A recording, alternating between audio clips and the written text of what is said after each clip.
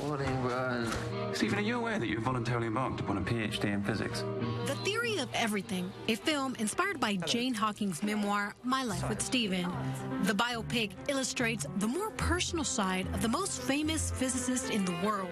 The film gives us a glimpse into the couple's 30-year marriage, his devastating prognosis, and his journey to success. Would you say this is the most challenging role that you've ever had? I think so.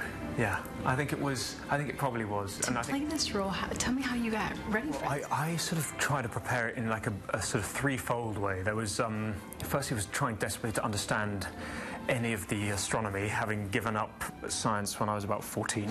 And then I went to an ALS clinic in London and spent a lot of time with specialists there and was introduced to people suffering from this brutal disease. And then the last aspect was meeting Stephen and Jane, which was just the sort of cherry on top of the, some weird metaphor I'm going for here, some cherry on top of some cake somewhere. I don't think Stephen Hawking's ever been described as a cherry, but there we go. What was it like?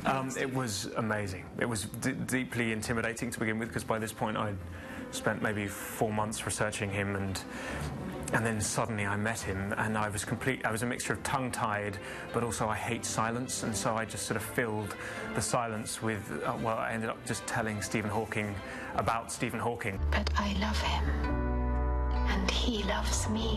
And capturing the couple's sense of humor, their trials and tribulations, was equally as important to Felicity Jones, who played Stephen's first wife, Jane Hawking. We know Eddie did a lot of work capturing the physical deterioration, but Jane also went through a lot of changes in the course of this time period. Absolutely. I mean, it was such a challenge when you sit down and read the script and you see that you're going to be playing a character from her late teens through to her 40s, and to play someone who's a real person, you really feel a sense of responsibility.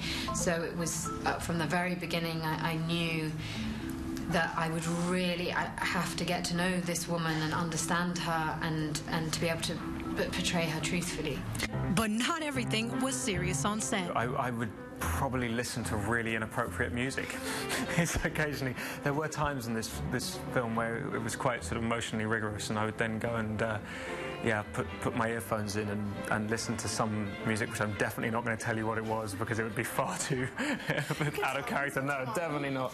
That would be too embarrassing. I have a very bad taste in music. Eddie's performance as the renowned physicist is already getting rave reviews. It'll be one to watch this upcoming award season.